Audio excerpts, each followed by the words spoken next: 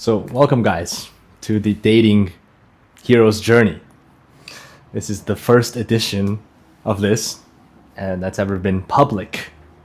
So, we're going to talk about some frameworks from the micro all the way to the macro about this thing that we call the art of love, which is not new.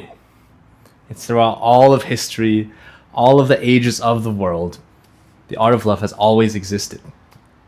And women have always needed men to celebrate them. And in this day and age, shit is lost. Men are not good lovers to women. And it's not our fault. Because the way that we're raised in the, David, you're from Austria, and Armin, you're from India.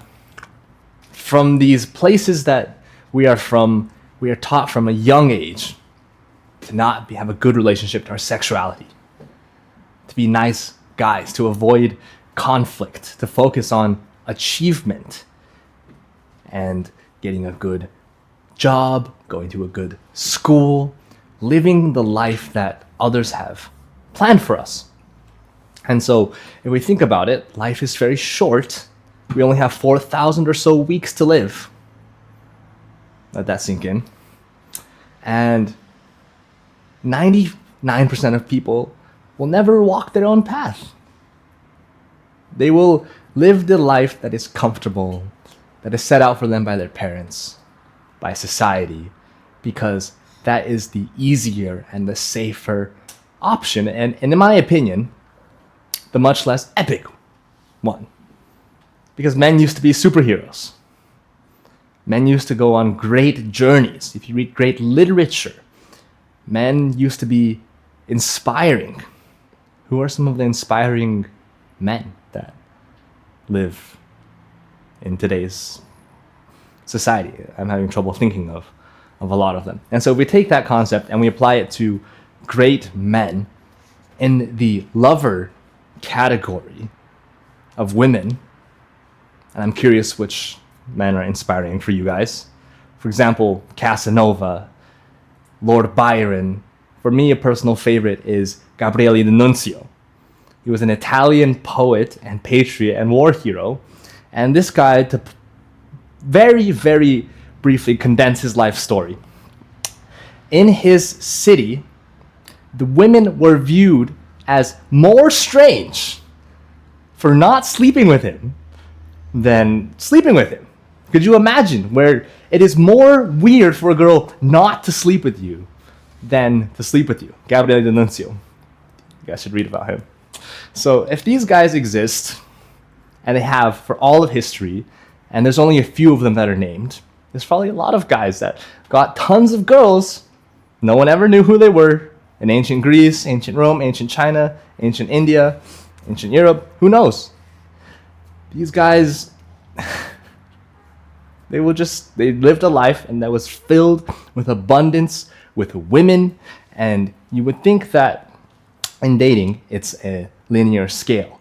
Ugly guys get with ugly girls, hot guys get with physically attractive guys get with physically attractive women. Not the case at all, completely, as you guys maybe have seen in your life experience. Being a musician, being an artist, being an athlete, a boxer, doesn't necessarily make you good with women. The art of love, or the art of getting girls, is a skill in and of itself. How many guys go to the gym? How many guys take self-improvement courses? How many guys try to go to dance classes? To think that it will result in a girl being in their bed. And this is for years or decades, right? Until maybe they just take the girl that their parents have accepted and chosen for them and get into an arranged marriage. Getting into a relationship with a partner for the rest of your life based not on a choice, but from scarcity. This is the best that I'll do, so I'll settle for this. Doesn't sound too exciting to me. I don't know about you guys. So if we go back to the dating hero's journey, what is that path that you can walk that a man can walk for him to become a great lover to women. There's many levels to this. You may just want to be the greatest lover in your city. The guy that every girl knows, oh, this guy fucks. This guy, he fucked all my friends. Maybe I should have sex with him. Girls are weird. Girls are like seagulls. And to go along, or maybe your dreams and your aspirations are magnificent. Maybe you want to travel the world and you want to date women of every single country. Maybe you want to have a kid with a different phenological type of every kind of woman. Depends on what you want, you knowing who you are and what you want in this life. But would I be wrong in suggesting that most men never achieve their dating potential? They will never be with the kinds of women that they fantasize about, that they will go through their entire lives and they will build business empires. They will construct magnificent Greek heroes and marble structures, like Greek statues. They will construct their body. I have a funny story, which you guys know already, from a friend Alex. He's a great painter who was friends with mercenaries hired for killing that had approach anxiety when it came to talking to girls. Isn't that crazy? So, and we come back to the point that getting good with girls is a skill in and of itself. And it's not taught in school. It's not taught in society. Our fathers didn't teach us, here's how you get a girl, my son. And so we have to go and fight for that ourselves. Now, so in the context, you guys watching this, if you haven't seen me before, my story is basically, I was this nerdy, horny, lonely Asian kid in Utah, Salt Lake City, in America. And I had this dream since I was a little boy of traveling the world and dating beautiful women from all cultures, and not to get them because of money or status or anything, just to be loved for who you are, which is maybe what we all want at the end of the day. Not from anything physical, not from anything like this. And so, long story short, sold all my things, and don't do this, okay? Sold all my things, quit my job, bought a one-way ticket to Bucharest, Romania, to visit a mentor of mine, Zan Perion. If he's watching this, hello.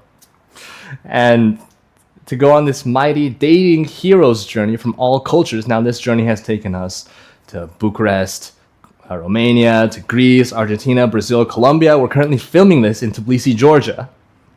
And we're on this international expedition of fighting for something, of fighting for beautiful relationships, of fighting for experiences that leave the girls better off than when we found them.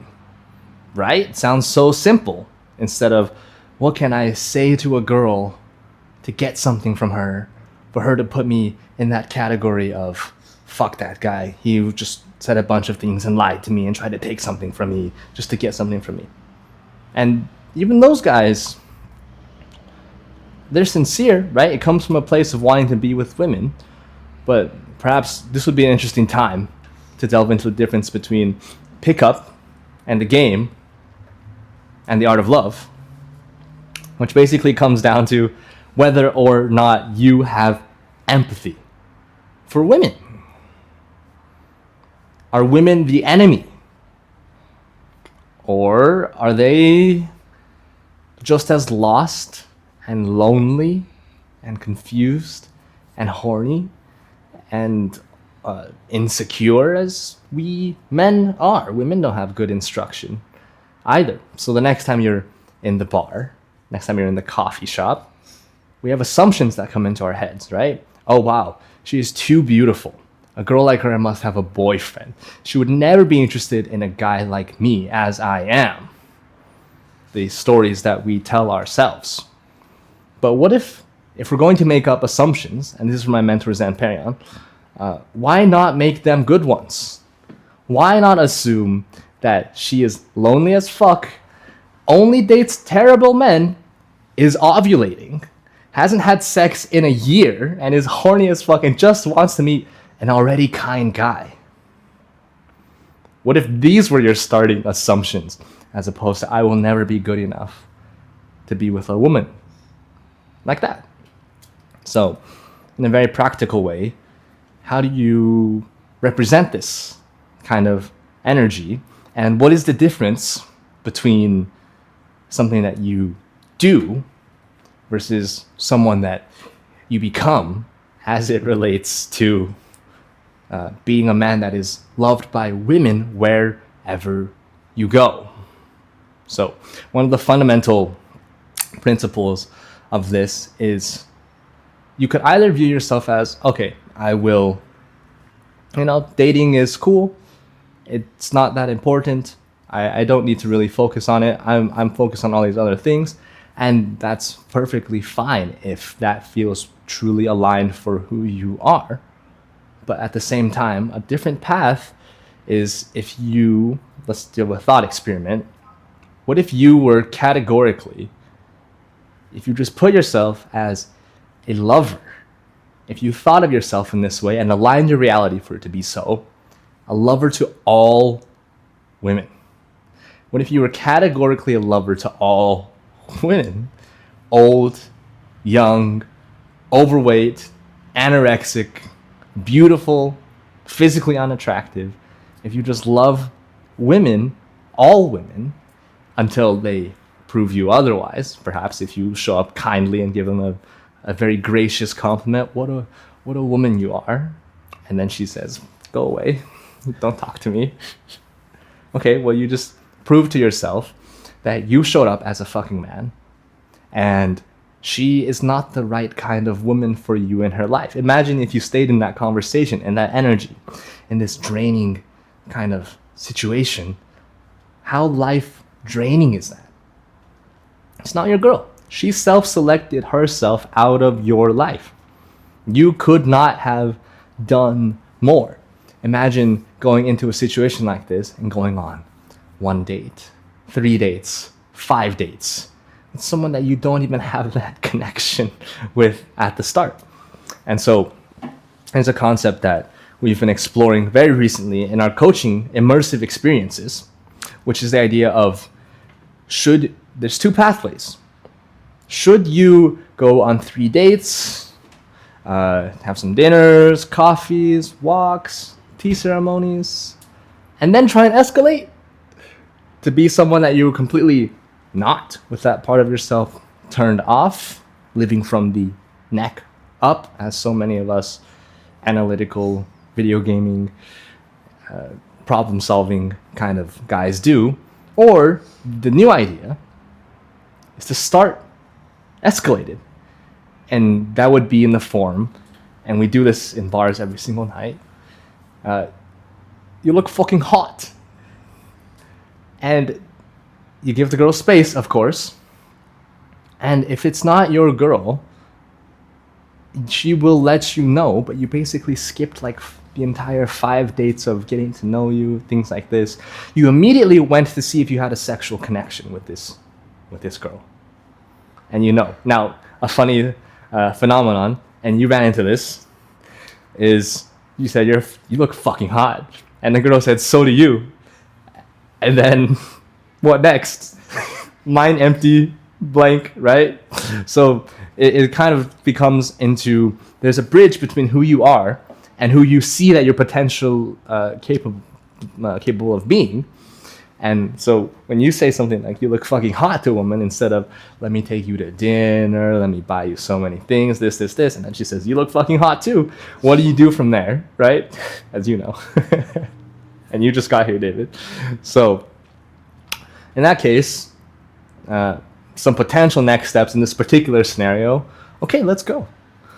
You're hot, I'm hot, let's get out of here, right? But if you don't have that experiential, lived experience, even if it's in suboptimal success, you took an attempt and you gained new data points for reference for the next time that we go to the bar, maybe tonight, of you look fucking hot, wow, so do you, all right, let's go for a walk. Do you know what a dark room is? Oh, I've heard there's a dark room here, but I've never seen it. Shall we go, explore? And so this is another concept. We're kind of in a flow here, which is the idea of like, if you invite a girl to your place and you say, let's go home and fuck, that's a hard to accept invitation, right? Or let's fuck. It depends on the situation and the girl, but generally speaking, this is not the way to go.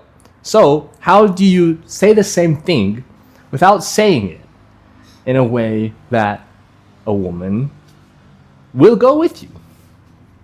How many of you watching this have heard, I'll go home with you, but I'm not gonna have sex with you?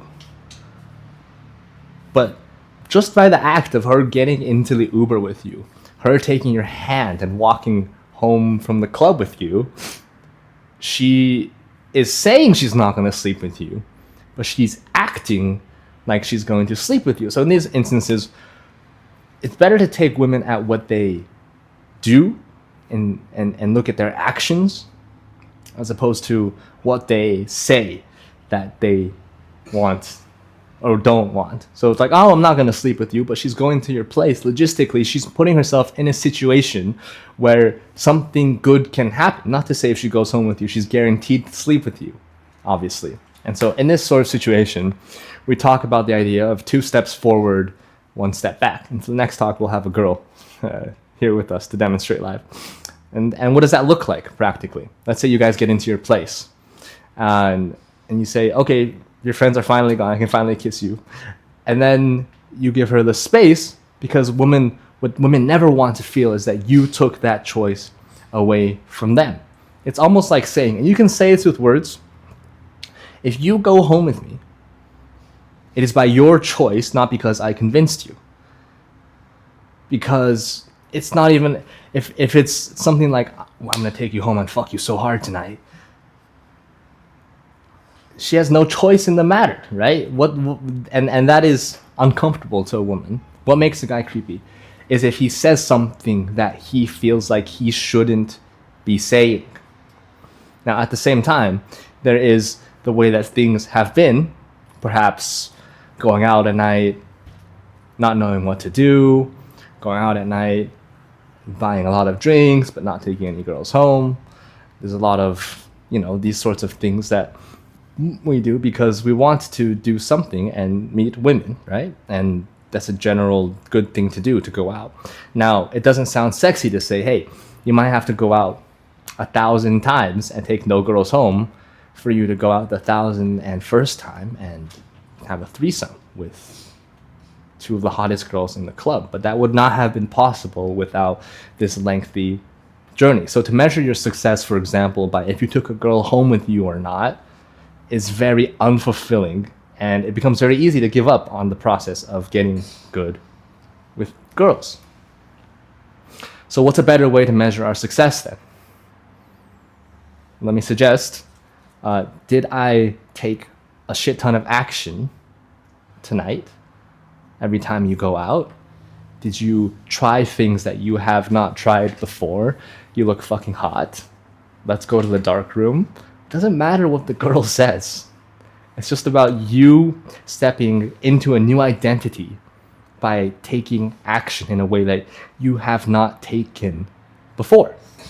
And so this idea, and to expand upon something you said earlier, when we were talking earlier, is that the idea of 10,000 hours is what it takes to become a master in any subject domain, generally speaking. Right? Past that point, you probably reach a point of diminishing returns for a similar amount of time spent. Your time might be spent better doing other things. But what if you had the right mentor, the right theory? You still have to do the work, but that 10,000 hours was condensed into 1,000 or 2,000 hours because you were taking action in the highest way, in a very practical way. You look fucking hot, as opposed to, hi, excuse me, I don't mean to bother you. I had to stop you for a second, otherwise I'd kick myself if I didn't say something to you. No, just you look fucking hot. You could skip a lot of these steps, and that would have been, I don't know, 5,000 hours of excuse me, hey, I don't mean to bother, right?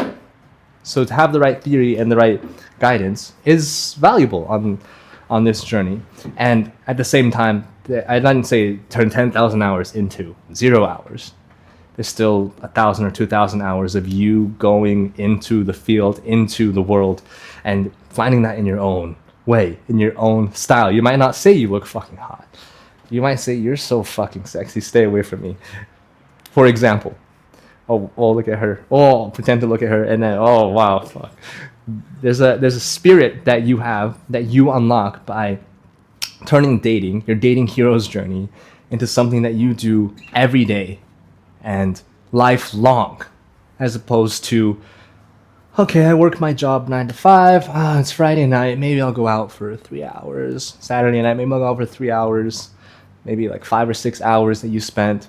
You time blocked of talking to girls, as opposed to if it becomes who you are, and you go to the coffee shop, you go to the office. There's a caveat there, obviously. There's some professional consequences if you are too obtrusive or too uncalibrated in the way that you show up in the office. But there's women in the office, for example, at work. Everywhere you go becomes an opportunity for you to explore your relationship as a lover to women. Now, that might get you fired from your job, especially if you're towards the more beginning phase of your journey, right? And so beyond that is, how do you set your life up in a way where there is abundance of women? How is there always women flowing into your life? There's 2 levels to this. One level is invite women wherever you go. Hey, I'm going to go work at this coffee shop. Come join me.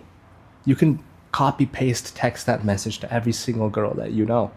And when you go, let's say one of them comes to you. Okay, it was worth it to send the 20 messages, right? You have a girl there with you.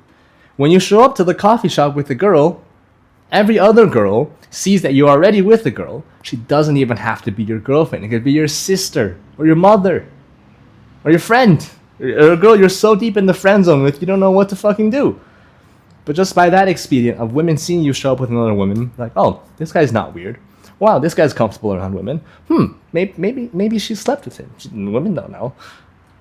And so you create this, I guess you could call it microabundance in every situation that you go into, where you invite the women that you meet, and you guys could see how that's a cumulative snowball effect. It's from the coffee shop. I'm gonna go to dinner. Come join me, girl/girls. If you met more girls in the coffee shop, hey, I'm gonna go to Tbilisi, Georgia. Girls, come with me. It's not even about them saying yes. It's just like saying, you know, the crazy things I would do to you, girl, if we went to my place. It's not about her saying yes. It's about you putting the idea in her head, giving her the choice of fun leadership that also, wow, what a guy. Who says that? Who talks like that in a fun but also respectful, but also highly sexual kind of way? Respectfully sexual, as we say, right? So back to this microabundance. Could you see how your day might look like? Let's propose you don't work in a traditional job. You have a remote job. You're location dependent. You can work from coffee shops, things like this. Hey, if you have 0 girls, go to the coffee shop. That's a good place, just in the macro abundance of, oh wow, there's generally girls in coffee shops. In a place where they're sitting down, they're not really walking by you on the street, not really in a rush, receptive to being approached. Maybe, if we talk about beliefs again, secretly hoping that some mysterious, sexy guy comes and sweeps them off their fucking feet because their life is gray and it's boring, and the men they meet on Tinder, hello, hey, what's up? Don't excite them. They don't daydream about them. They don't fantasize about them. The scenarios that women read about in books are them going to a coffee shop and some mysterious stranger coming in and immediately taking them to the bathroom, immediately taking them to the bedroom.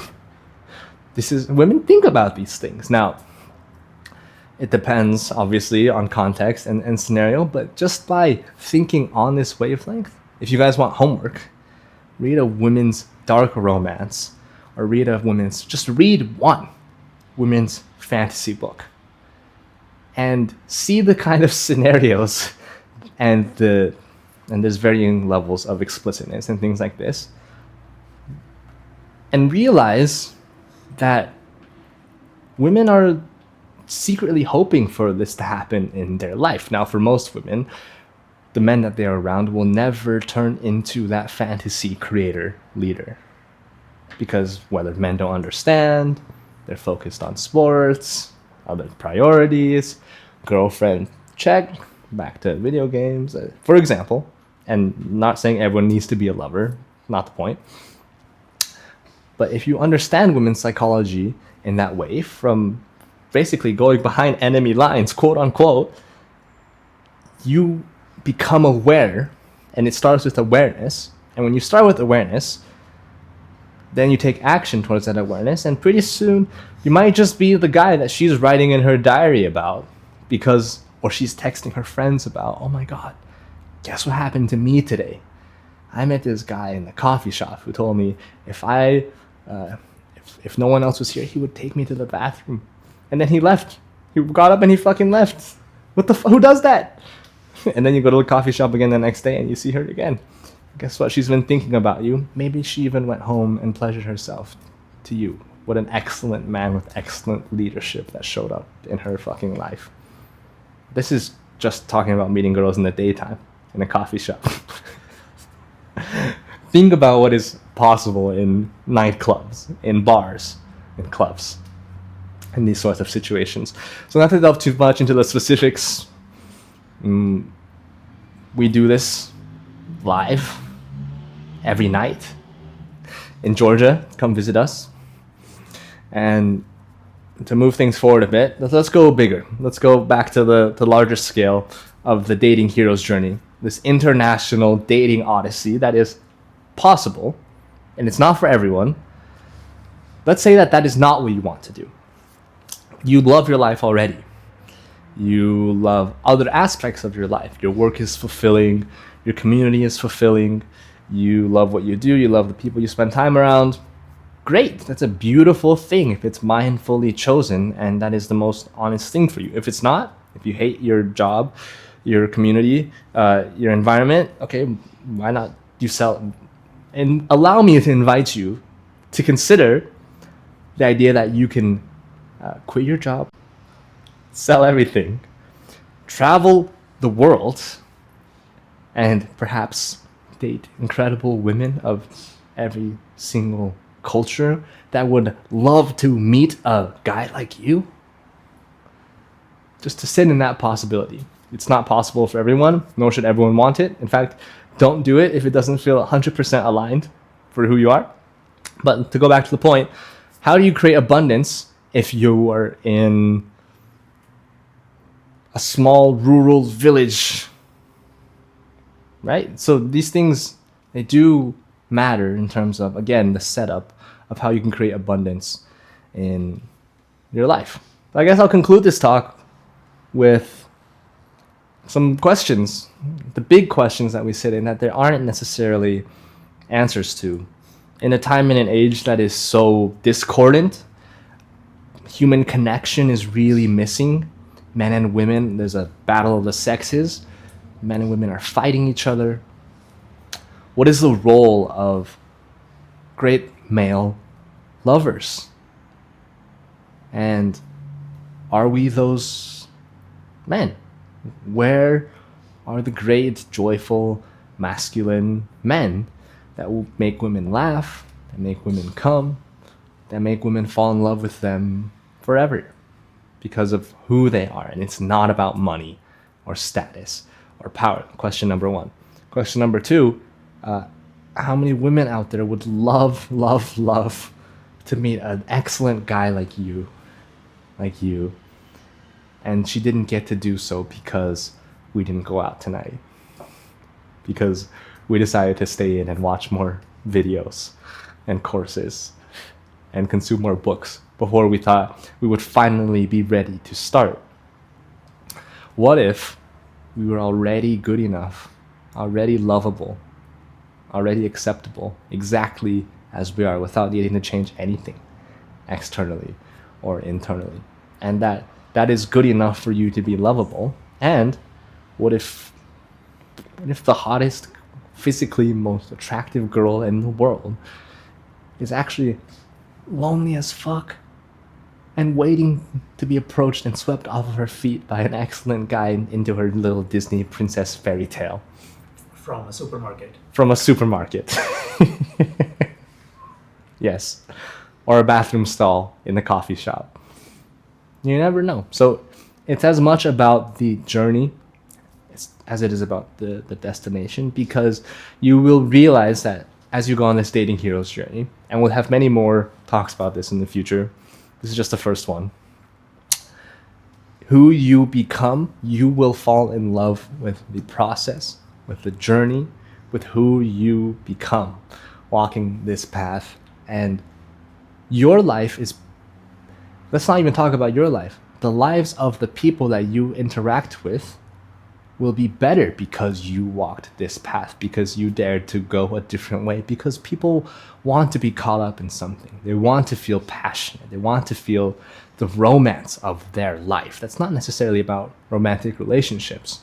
Just like to have a love affair with something greater, something that makes us feel like we're not just animals in this life. Otherwise, what's the point? Eat, fuck, shit, and die? You know? So these are big questions to sit in. But most importantly, until the next session, where are you at in your dating hero's journey? Where would you like to be? Only you will know. But better you know and come from a conscious choice than to leave something as important as the intimate aspect of your life, to leave something as important as that to chance, or to get an AI girlfriend.